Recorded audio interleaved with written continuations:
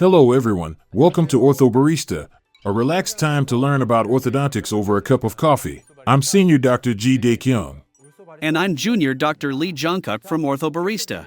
Before we dive into today's session of Easy Orthodontics, let's start with something special. 1, 2, 3. 커피 한 잔 할래요? Perfect harmony, wasn't it? 커피 한 잔. 이 노래 아닌가요? Should I sing it again? 커피 한 잔 할래요?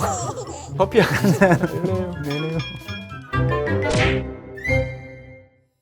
All right, now, the dessert we'll be introducing today is none other than ta-da! Oh wow, it's twisted donuts. The colors are so beautiful. Twisted donuts have been evolving in all kinds of ways to match today's trends. I mean, who knew they could look like this? This is my first time seeing it too. Twisted donuts, also known as kwabegi, are a type of fried bread made from flour or glutinous rice flour. They actually originated in China. In Chinese, they're called youtiao. And the story behind it is quite fascinating.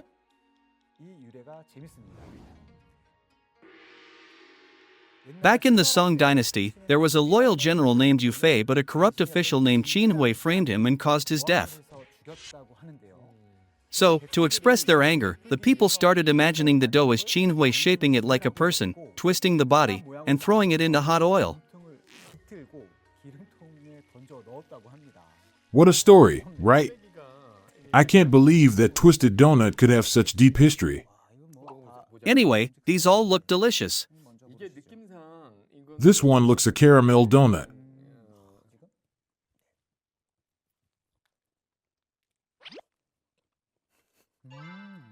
It's almost better than Suwon-style beef ribs or whole roasted chicken. Well, that's just my personal taste.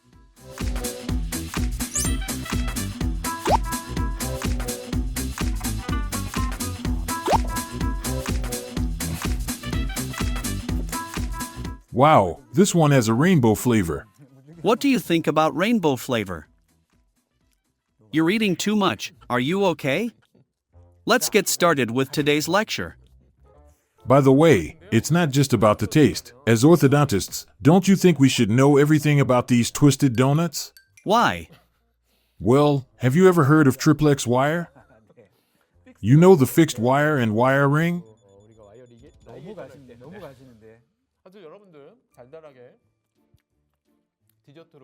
Anyway, everyone, grab a sweet twisted donut to enjoy as we dive into today's topic.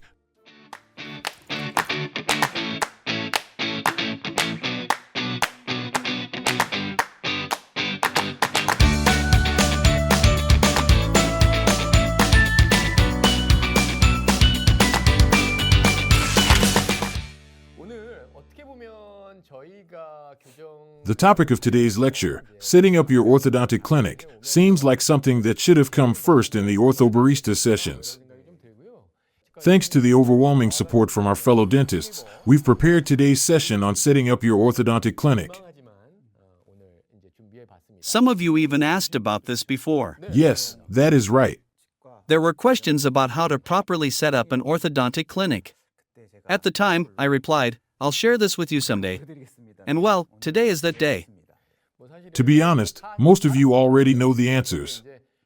But think of this session as a way to organize and review the things that you're already familiar with.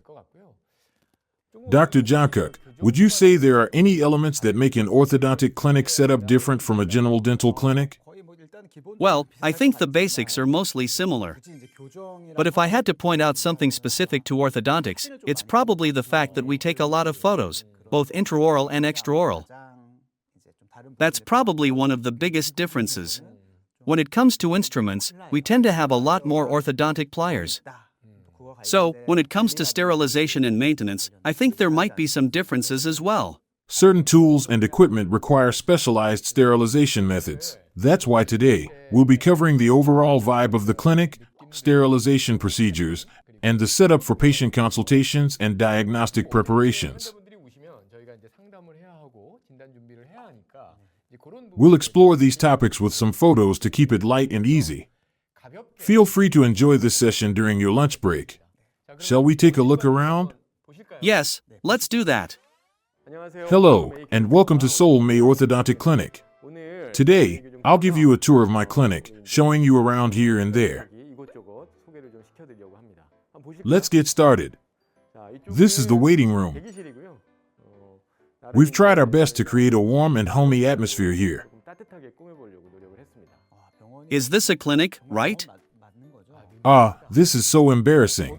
Honestly, I've never even visited your clinic before. Really? That's harsh. Bring some twisted donuts when you come.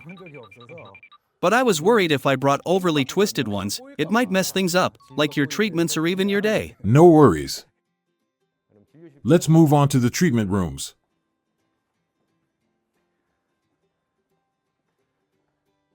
This area is where we treat orthodontic patients.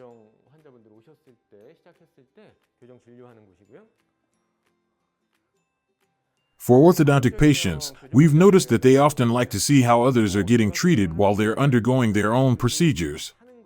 So, we've lowered the partitions here. That way, it's not completely blocked off, and with just a slight turn of their head, they can see the other treatment areas.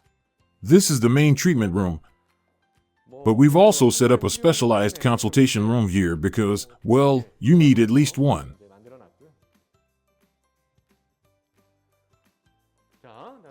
And over here, we've created a space for what we typically call TBI. This area is designed for patients to brush their teeth. We placed it right in the center for easy access. This is the orthodontic consultation room, where we guide new patients through their initial orthodontic assessment. Here, I provide a detailed explanation about the overall orthodontic process. Once a patient decides to proceed with treatment, we've designed the workflow to be as convenient as possible. In this space, we've arranged everything to happen efficiently: scanning, orthodontic diagnostic photography, and X-rays, all in one area. That's a really great tip. Honestly, at our clinic, the workflow isn't as streamlined as this. But it's clear that we need to consider optimizing a smooth treatment flow. This is an excellent layout for efficiency. For orthodontists, photography is incredibly crucial. We've installed background lighting in the back to prevent shadows from forming at the top. We've also added subtle lighting overhead. I want to share a special tip unique to our clinic. We take a lot of 45-degree and 90-degree photos, as you know. To make it a bit more engaging for patients, we've added visual markers. We can simply say, "Please look at this 45-degree marker for guidance." So, we guide patients by saying, "Look at the 45-degree marker," or "Look at the 90-degree marker." One of the most common questions from other doctors is, how should we take facial photos properly?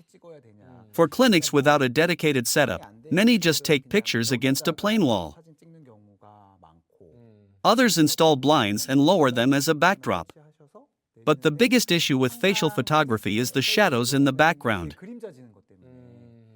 That's where backlighting helps eliminate those shadows.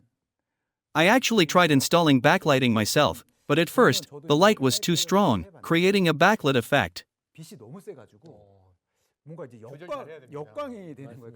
I layered about 3 sheets of white material over it. Getting right balance wasn't as easy as I expected. So instead, it ended up being too backlit. But I have to say, marking the 45-degree and 90-degree positions like that is a really great tip. And these little icons, are they supposed to be fingers? Oh, they are fingers. Who drew these? Our office manager did. I'm definitely taking this great tip with me.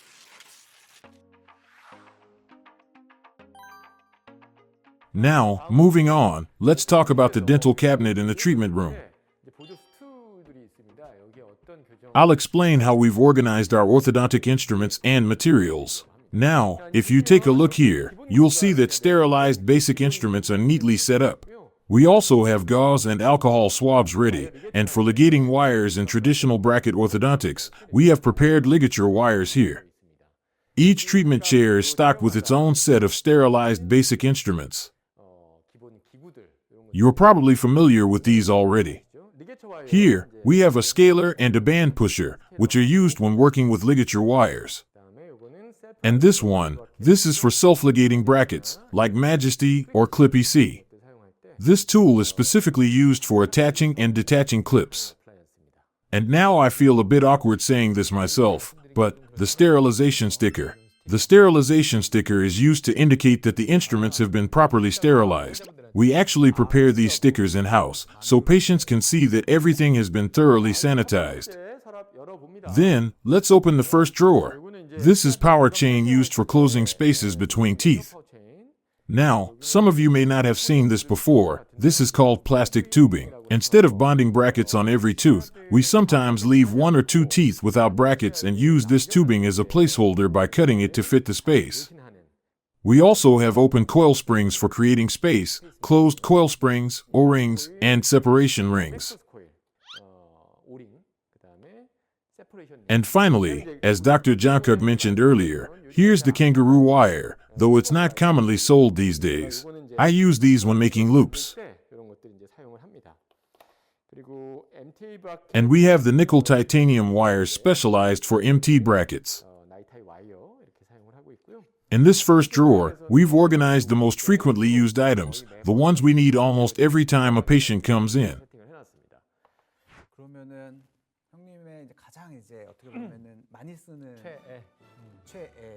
Then you can say that you tend to use power chains or closed coil springs often.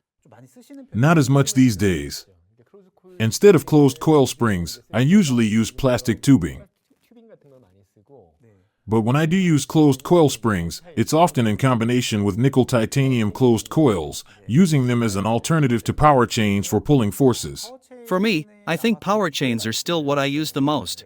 How many types of power chains do you use? I just stick to one, the medium size. I actually use 2 types. One of them is extra light. You can always apply a light force, but sometimes it still feels a bit too strong. That's when I prefer using the extra light power chain, especially when retracting canines, since it helps prevent excessive tipping. So, I use both, and I've found them to be really effective. Alright, let's move on to the second drawer. Here, we've got professional fluoride application kits, since we treat a lot of kids and orthodontic patients. These are all single-use. And here, we have various bonding materials. I actually introduced some of these last time, like Connect Flow, which is really useful when bonding fixed wires. Now, let's move on to the third drawer. In this drawer, we have gloves and waterproof drapes.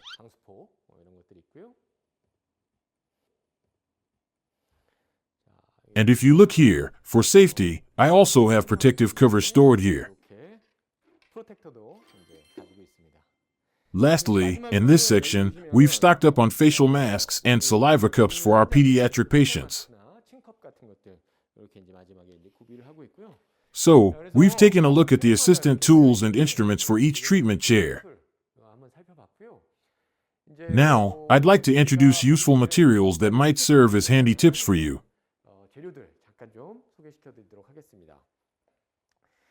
Since we treat a lot of partial orthodontic cases, we have wires organized by size here. This is a small, but practical tip for conserving materials. These pre-cut wires aren't specifically prepared for partial orthodontic cases. Instead, they're simply leftover pieces from cases where we only needed to bond the anterior teeth. We keep them for later use. Very resourceful idea. They are just awkward leftover piece. But honestly, explaining it makes me feel a bit stingy. But I know that it feels like a waste to throw them away, right? Especially TMA wires. It is because they're expensive. Seeing how you've stored them, I can tell this is the kind of practical tip that only comes from 20 years of experience. It's a little embarrassing to admit. I see that nickel titanium wires are in great accessibility to all sizes. That's really nice. Now, moving on to various accessories, we've actually shown a few of these on our broadcast before. This is called a rotation wedge, which helps make tooth rotation movements more flexible. Aside from that, we have lingual buttons stored separately. Since they're not used very frequently, it's helpful to keep them organized like this. And, in both traditional orthodontics and clear aligner treatments, we often perform IPR stripping. We've stocked strippers in various sizes. One interesting tool here is the gauge, which allows us to measure exactly how much stripping has been done. Having tools like these can be really helpful. So far, we've gone through the clinic setup, how each treatment room is organized, and how the assistant tools and instruments are arranged in each area. Next is our dental orthodontic lab, though it's a small one. Prosthetic lab is much more complex and requires a lot more setup. But since our next session is about clear aligners, we'll take a quick look at the lab from a clear aligner perspective. I'm not sure who that is with their back turned. But he seems to be working really hard. I see a dust collector as well. What are you working on right now? Oh, this is a manual setup. For simple clear aligner cases, I actually do the setup manually myself. You're cutting everything by hand. And you've got some great equipment. Is that a mini star? Yes, these elegant hands belong to our manager. What's that over there? This reminds me of those old teeth whitening machines. It's nothing too special, but some people insist that you have to use a specific wafer for it. Honestly, they all work fine. The second count appears on the machine. And we just trim it down. For simple or urgent cases, this method works perfectly. Sometimes, it's hard to outsource to a lab, but if we can produce it right on the spot, it's more convenient for both the patient and the clinic, especially when some extra alignment is needed. So today, we've taken a look at how to set up the clinic and lab in an orthodontic practice. So, throughout the session, Dr. Jungkook has shared some great insights and tips, giving us a well-rounded look at everything. Now, let's talk about sterilization. We don't perform surgical procedures, but we do handle orthodontic instruments and sometimes even surgical tools. So, what kind of sterilization methods do you typically use? Most people use autoclaves. I also use an autoclave, but I've got another sterilizer that works in just 6 minutes for handpieces. It looks like a computer desktop. The one that sterilizes in under 5 minutes, that's the one I use. So, we usually think about high temperature and low temperature sterilization methods. But since orthodontic instruments are quite delicate, using an autoclave can be challenging. That's why we typically use either EO gas sterilizers or plasma sterilizers. EO gas sterilization, though, is something you'll mostly see in large university hospitals. That's true. Managing EO gas sterilization isn't easy. We actually set up this sterilizer when we first opened the clinic, but in reality, it's more commonly used in endodontics, periodontics, and prosthodontics rather than orthodontics. Since EO gas is now considered a hazardous gas, staff members don't really like it. It takes a long time to ventilate properly, so it's not used as frequently as before. That's why, in orthodontics, plasma sterilization is more common. So you use plasma sterilization. Honestly, I feel like many of you might know more about its technical principles than I do. I heard that plasma sterilization uses hydrogen peroxide in its process. Did you already know that? I didn't know well. So, technically, rather than calling it a plasma sterilizer, it's actually a hydrogen peroxide sterilizer. And since it's a consumable-based system, you constantly need to purchase and replace the sterilization agents. And it's expensive. There are some maintenance costs involved, but for orthodontic pliers and similar instruments, I think using this kind of system is the best option. After sterilization, it's recommended to store them in a UV sterilizer. I'll try to show you my handpiece sterilizer sometime. It works using high temperature and high pressure.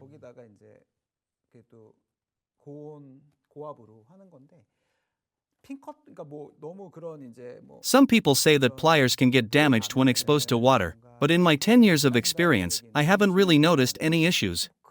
Some people say that pin cutters get dull over time with sterilization, but we don't use pin cutters as much anymore since most cases have shifted to self-ligating brackets. So I do use a sterilizer for my instruments, and a lot of people ask me about it. How do you sterilize your tools? I'm not saying this is the only correct method, but most orthodontists seem to prefer using a dry heat sterilizer. Of course, plasma sterilization is great, but it does come with a higher cost and maintenance requirements. If any of you are considering upgrading your sterilization system, this might be worth looking into.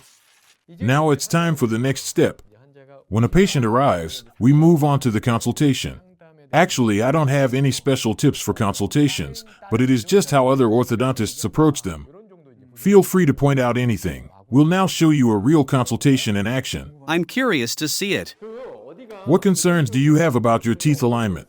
I feel like my teeth are quite crowded, and my bite seems deep.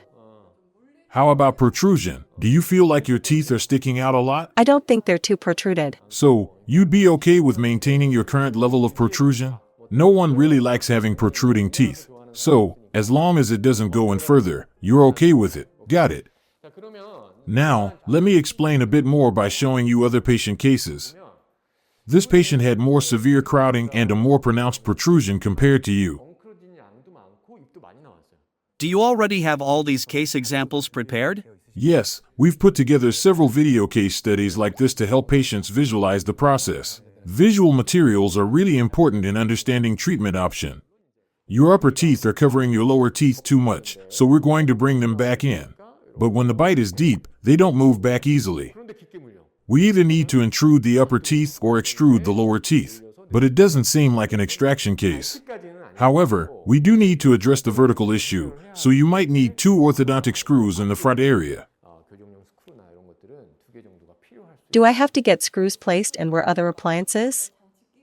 I understand that it can sound a bit scary, but you've had local anesthesia before? It is like when you had your wisdom teeth removed. We apply a little bit of local anesthesia, and the whole process takes just 5 to 10 seconds. We turn it about 6 times, just like screwing in a small bolt, and it's done, not difficult at all. You are so friendly and comforting. I can't watch this. You sound so reassuring. Even if you told me not to get braces, I'd probably still go for it. But you know, as soon as patients hear the word screw, they get really nervous and worried. So the biggest challenge is how to explain it. I always tell them it doesn't hurt, but no one believes me. But patients asked me how getting a screw placed in your gums could not hurt, so I felt so frustrated about this. Last year, I interviewed every single patient who had a screw placed and asked them how painful it was. I used a multiple-choice survey. About 95% of patients said they felt mild soreness for 2-3 days, but overall, it was much more tolerable than expected. Around 5%, about 5 out of 100 patients, said they experienced pain for up to a week. A small percentage of people do feel discomfort for longer, but for the vast majority, it's surprisingly not that painful. What do you think about that? Well, I can't lie about it. The local anesthesia part can be a little uncomfortable and painful. I said you've had anesthesia before, like when getting a baby tooth removed. Then I try to explain the procedure as simply as possible, because honestly, it really is a very quick process. In most cases, you just count to 10, and it's done. Unless it's a special case, it usually takes about 10 seconds. When I explain it that way, patients don't feel completely at ease, but they seem to accept it. You mean they start to think of it as a procedure that's not too painful? And, more importantly, quick. In reality, it doesn't take long at all. All right, that wraps up our consultation part. I felt a bit embarrassed showing everything, but hopefully, you can see these as helpful tips. After the consultation, we move on to preparing for the diagnosis. We'll go over the technical details separately, but today, we proceed step by step by reviewing photos. Clear aligner treatment accounts for about half of all orthodontic treatments. As we continue with clear aligners, our staff has gotten more accustomed to the workflow. For diagnostic models, we are now using a model for scanning. I think using a model scanning is great. Especially since you've been practicing for 20 years. You must have accumulated a lot of physical models. Storage of cast models is a huge issue, but for B models, I still prefer making traditional impressions. Do you think they are necessary? For me, if a retainer breaks or falls out, I don't want to go through the hassle of searching for the scan file and printing a new model. Instead, I just find the old B model and make a new retainer right away. It's much faster and more convenient that way. But these days, I've even started doing B-model scanning as well. Then our manager goes over additional consultation details with the patient. After the brackets are bonded, we provide an explanation about fixed orthodontic appliances along with precautions. We also give patients a printed guide for TBI to ensure they understand how to care for their braces. I have something to tell you. You made the TBI-related YouTube video. I saw that our manager has been using it exactly as it is. So, I had to scold them a little. We should make our own version. Thank you. I should buy them a coffee. Everyone, you should check the video. That video is actually one of the most viewed on my YouTube channel.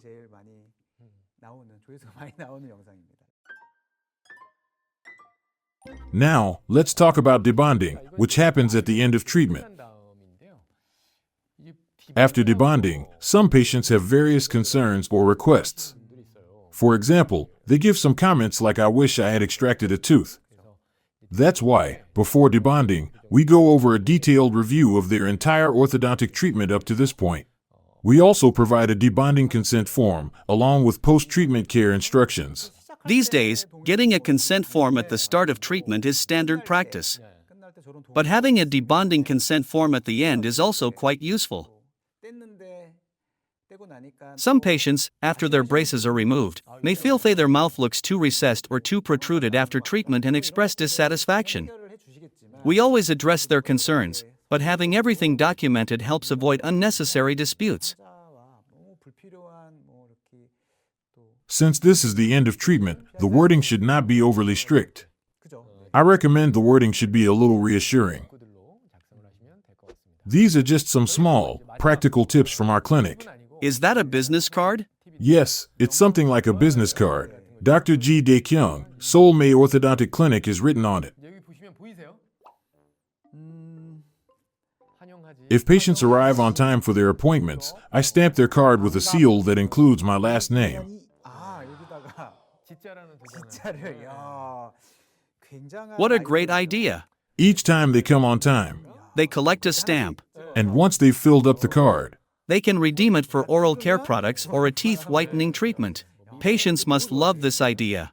but ultimately, this is all about providing good patient care. Since orthodontic treatment lasts for a long time, we wanted to create a small moment of connection during each visit. Even if we only see them briefly, it would be nice to exchange a small smile. That's the thought behind this idea. This is definitely a great tip. I hope you find this useful and give it a try.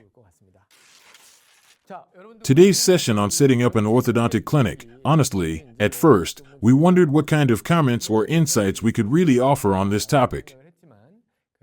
But you've all been spending your lunch break studying every day. So this time, we wanted to share something lighter and more enjoyable for you to watch.